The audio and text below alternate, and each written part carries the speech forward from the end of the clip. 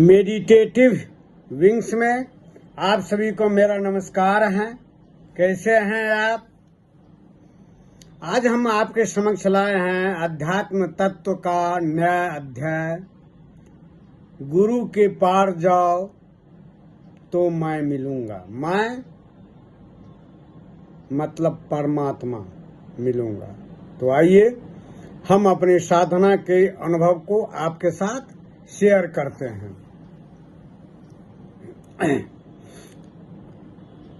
सच्चे गुरु जो हैं शिष्य को बांधते नहीं हैं।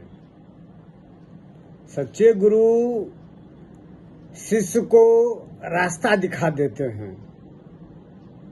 जिस यौगिक क्रिया से, जिस साधना से, जिस तपश्चर्या से उन्होंने परम तत्व, परम सत्य को उपलब्ध हुआ, तो वो रास्ता बताते हैं अपने शिष्य को।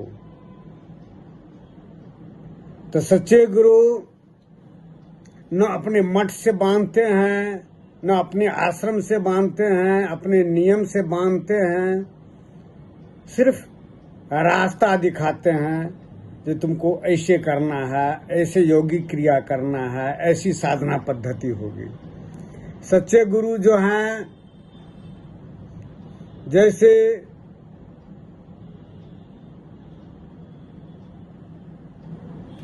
तालाब के पास शिष्य और गुरु टहल रहे थे और शिष्य गुरु जो है शिष्य को धक्का दे दिए, पानी में गिर गया और पानी में वो जो है डूबने से बचने लगे। तो शिष्य ने कहा, गुरु जी मैं डूब रहा हूं।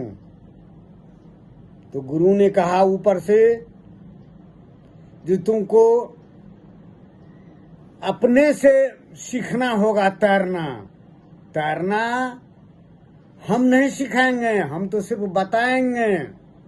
तैरना जो तुमको अपने सीखना पड़ेगा और सीख करके तब ऊपर आना होगा।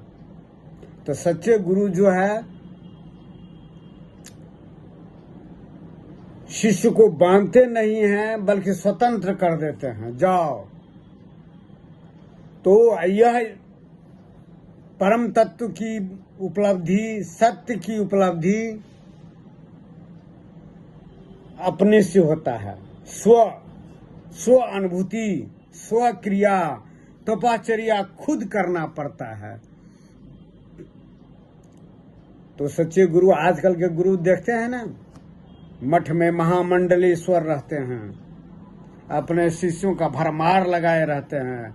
आज कल जो है ऐसे मठाधीश सब कहते हैं, आज इतना मेरे शिष्य हैं, मेरे महामंडलेश्वर में इतना शिष्य हैं, शिष्य का बखान करते हैं।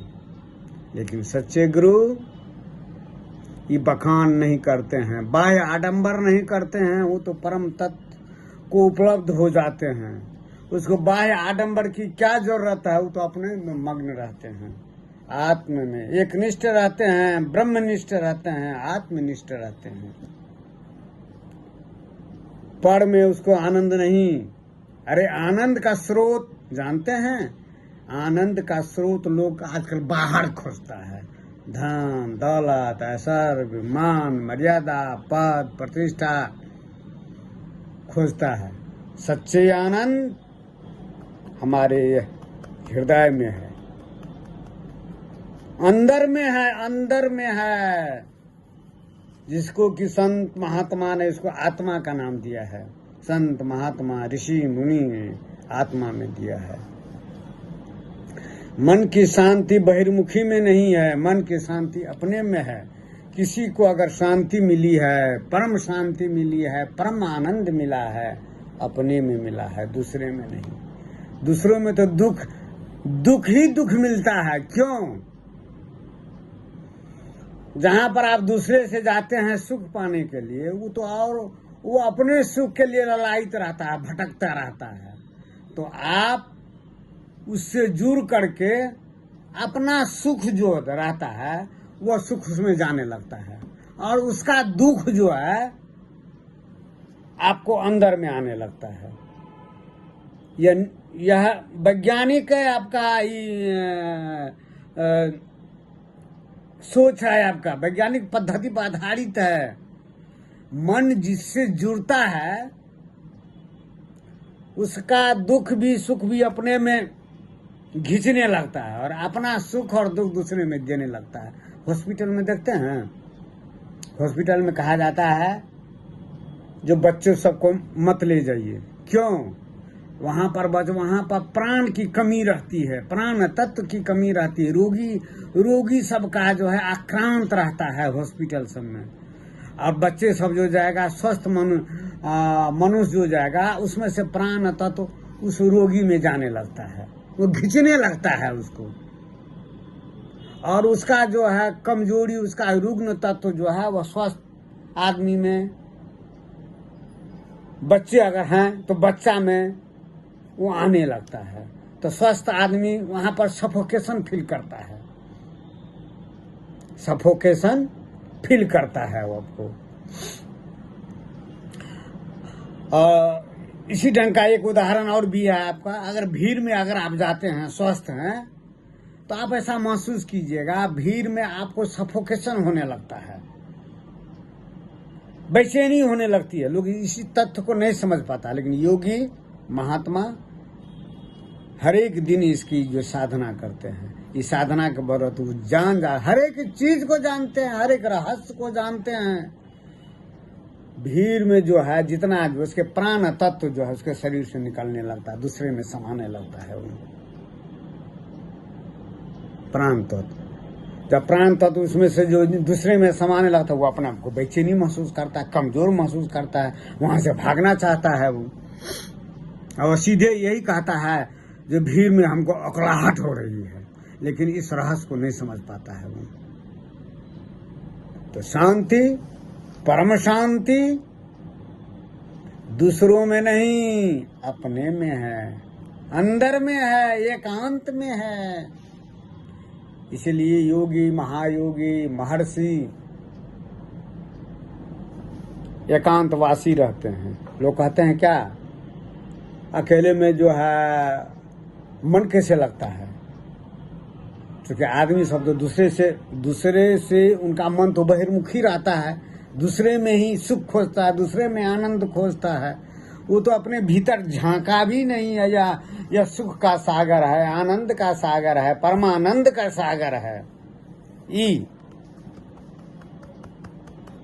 हॉट, और उससे भी जो असीम आनंद, परमानंद, तो यहाँ पर है आपका खष्टम चक्र से सप्तम चक्र पर। यह योगी क्रिया पर आधारित है।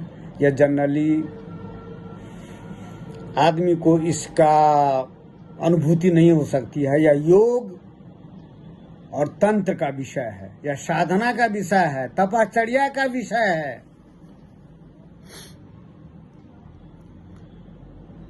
तो आज का विषय है, गुरु के पार जाओ तो मैं मिलूंगा। सच्चे गुरु शिष्य को बांधता नहीं है, स्वतंत्र कर देता है। जाओ शिष्य, मैंने तुमको गुरु सिखा दिया, यौगिक क्रिया कैसे की जाती है, साधना कैसे की जाती है, मैंने तुम्हें सिखा दिया।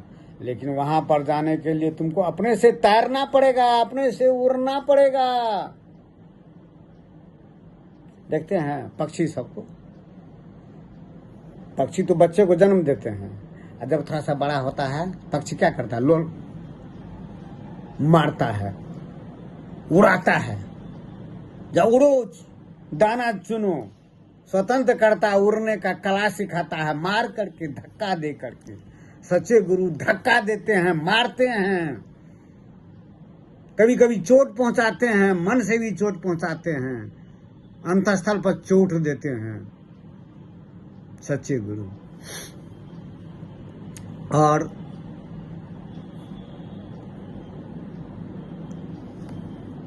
जब मैं अपनी साधना पद्धति को क्योंकि समझाने के लिए थोड़ा सा बताना पड़ता है।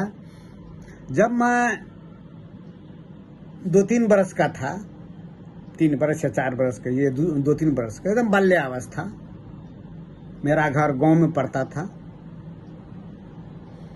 मधुबनी जिला का, नेपाल का बॉर्डर है आपका। तो मेरी माँ कहती थी जाओ कुल देवी का जो है प्रसादी चढ़ा दो। आज इनका जो है बुधवार पड़ता था, जो प्रसादी चढ़ा दो। मैं 2-3 बरस का था, छोटा बच्चा था, बाल्यावस्था में। जो बच्चा सबका जो खेलने कूदने का समय रहता है, मनोरंजन का रहता है, जनरली सामान्यतया बच्चे में।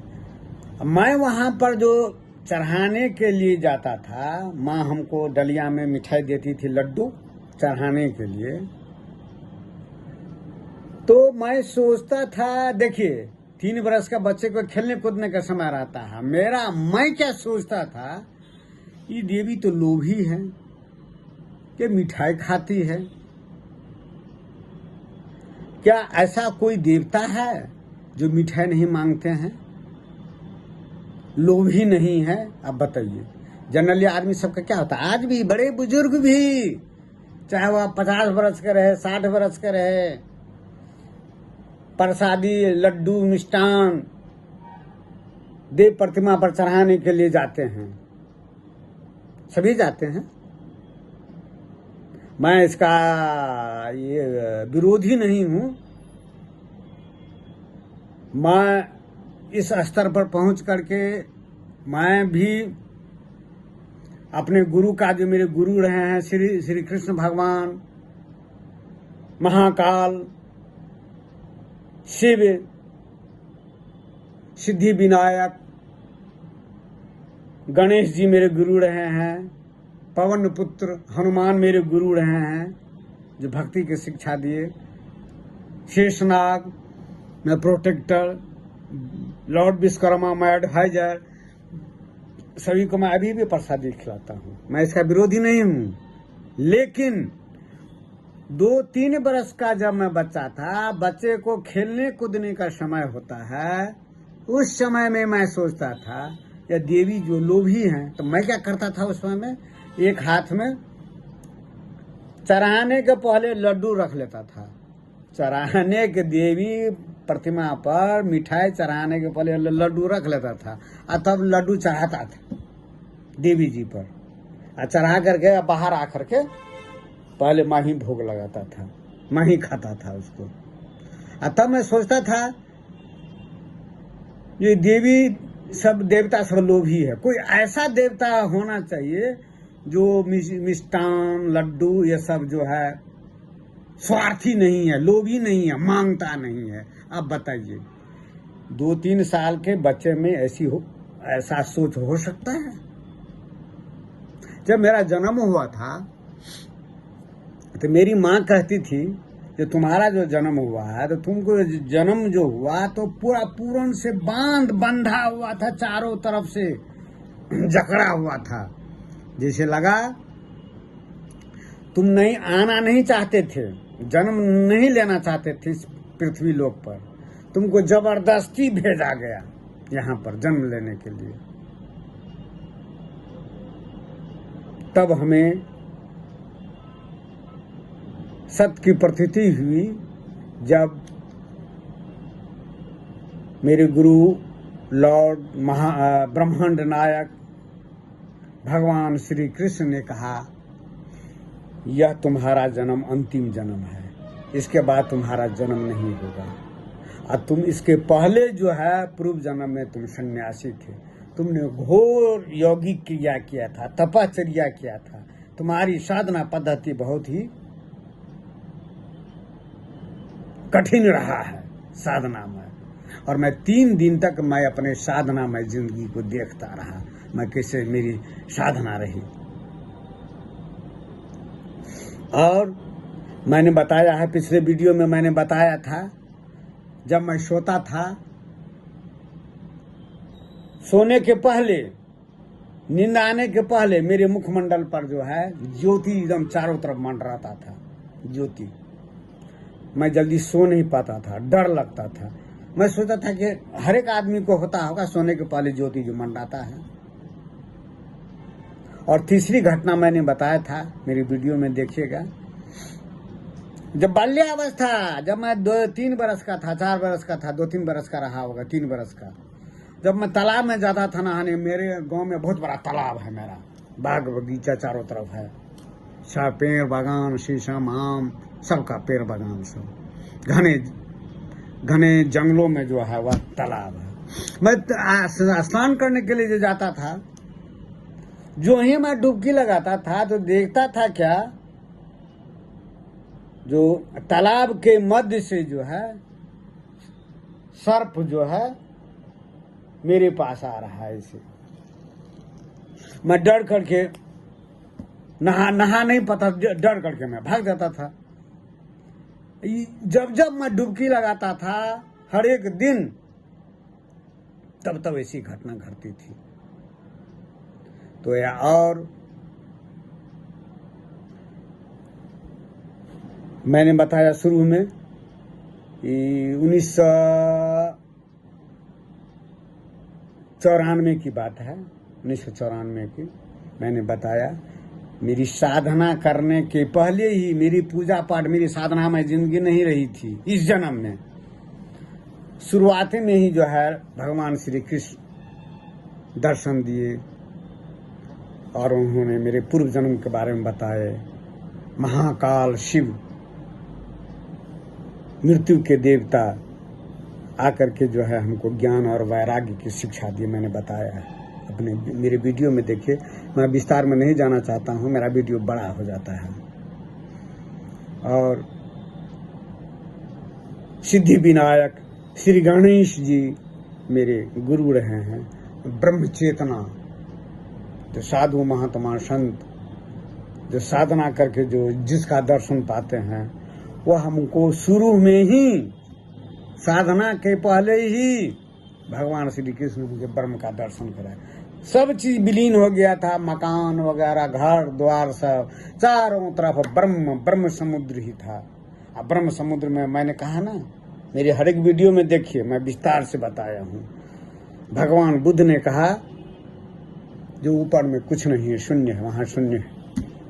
शून्य नहीं है, अभाव नहीं है, वो चेतना का समुद्र है, लबालब भरा हुआ है, ब्रह्म समुद्र है। यह मन जो है ना, जो हम वाणी के रूप में बोलते हैं, सांस के रूप में सांस लेते हैं ना, या वहीं से ब्रह्म समुद्र चेतना से ही आता है आपका। जब भगवान श्री गणेश ने, लॉर्ड गणेश ने मुझे दर्शन कराए ब्रह्म समुद्र का, देखे जो वही जो है लपलपा रहा और हम उसमें विलीन होते जा रहे हैं। क्योंकि मन तो आया है वहीं से, ये सांस आया है वहीं से, तो सांस और मन उसी में विलीन हो रहा था। ये ब्रह्म समुद्र है, ब्रह्म चेतना है, ऊर्जा का भंडार है, लबालब भरा हुआ है। यह किताबों में पढ़ करके नहीं समझ सकते हैं। वेद, वेदांत, उपनिषद, पुराण, अष्टावक्र, गीता वो पढ़ करके नहीं समझ सकते हैं। जब तक अनुभव से नहीं गुजरिएगा तब तक मन को प्रतीति नहीं होगी। मन को प्रतीति किसको होती है, अनुभूति किसको होती है? इस मन को होता है। मन को पढ़ करके दूसरे तरह का ज्ञान होता है, और जब उनसे साक्षात्कार होता है, उससे आप गुजरते हैं तो दूसरा ही रूप हो जाता है।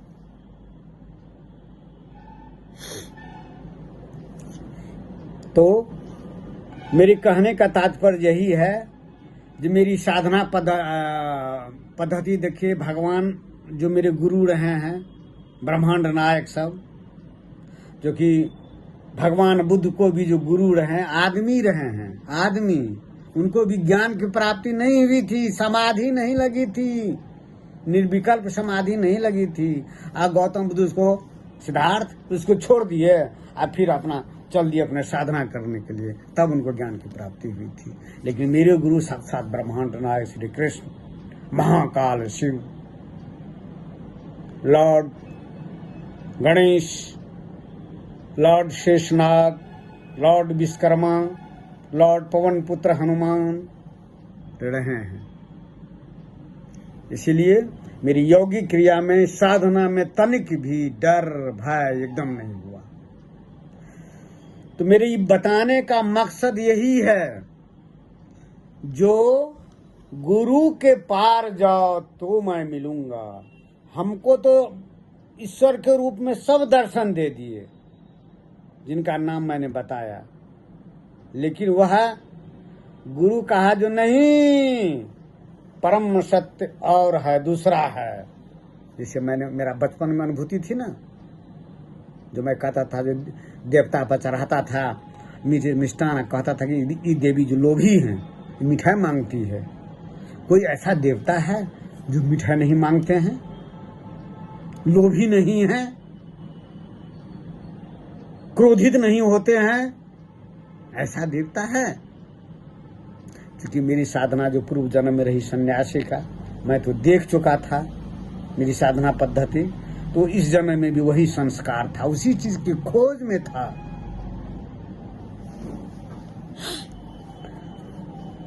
और जब मैं कुछ बड़ा हुआ तो देवी भागवत पढ़ता था। देवी भागवत में माँ दुर्गा का वर्णन, दुर्गा ही सर्वोत्तम देवता है, देवी हैं। महिषासुर के वध करने के लिए सभी देवता आए, सभी देवता अपन को अस्त्र शस्त्र से सुसज्जित किए, अतः महिषासुर का वध किए। उसमें देवी का महिमा है, देवी ही सर्वोपरि है।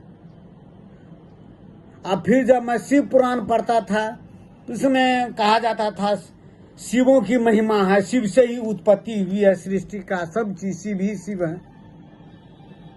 और जब मैं विष्णु पुराण पढ़ता था, तो विष्णु पुराण में कहा लिखा हुआ है विष्णु ही सब चीज है।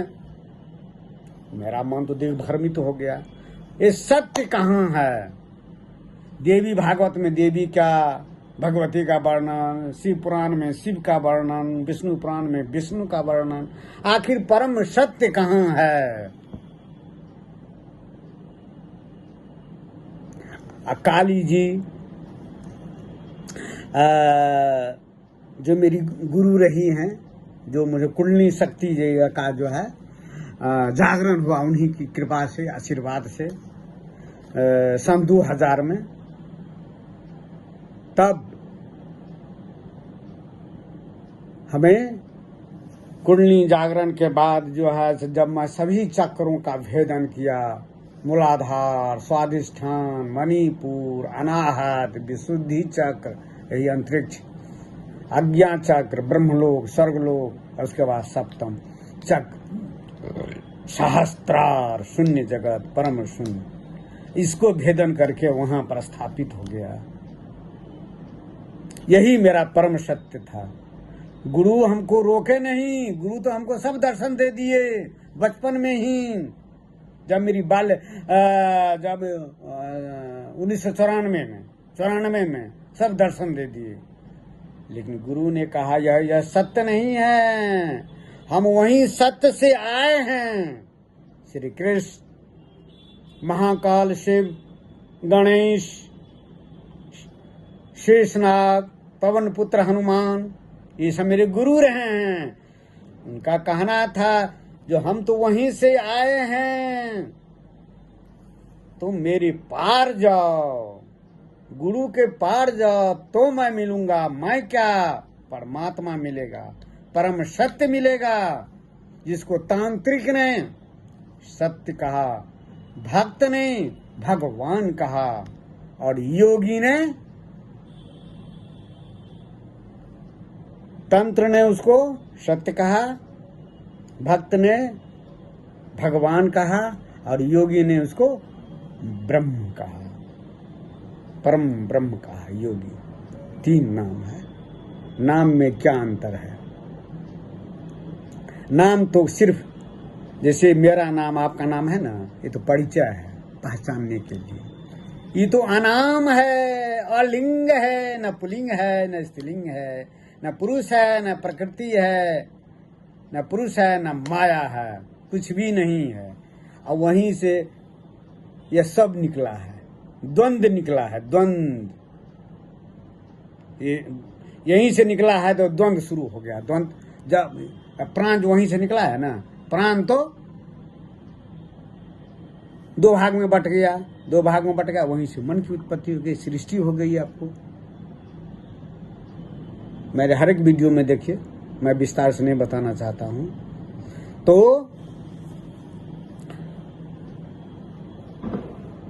सच्चे गुरु कहते हैं, जो गुरु के पार जाओ तो मैं मिलूंगा, परमात्मा मिलेगा। तो गुरु, सच्चे गुरु बांधते नहीं है। रामकृष्ण परमहंस के उनकी साधना पद्धति भी रही है, उनकी साधना पद्धति भी बहुत कठिन से कठिन नहीं है साधना पद्धति। माँ काली को माँ मान करके पूजा करते थे। तो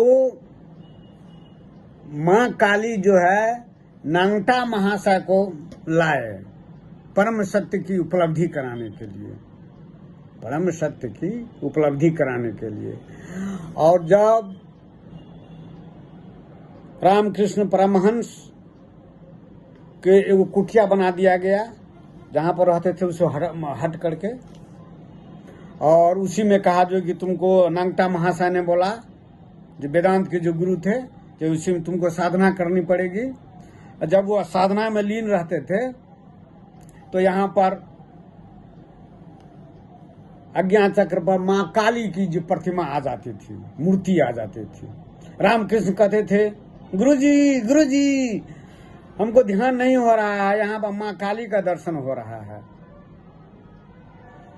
तो नांगटा महाशय ने एगो कांच का टुकड़ा लिए और उसको यहाँ पर गड़ा दिए। आज इसी पर ध्यान करो, और माँ काली का जो मूर्ति जो तुमको दिखा रही है ना, उसको ज्ञान से उसको खंडित कर दो, खंडित कर दो, आज तो तब उसके पार चले जाओ। जब रामकृष्ण परमहंस जब यहाँ पर आए तो काली की मूर्ति जो है, ममतामयी मूर्ति यहाँ पर आने लगी, तब उसको जो हटा दिए, ज्ञान के तलवार से काट दिए, तब वो निर्विकल्प में चले गए। यही परम शून्य सहस्त्रार। तो माँ काली ने ही इसको बताया, गुरु के पार जाओ तो मैं मिलूंगा, मैं कौन, परम सत, परम तत्व, परम ब्रह्म, परमात्मा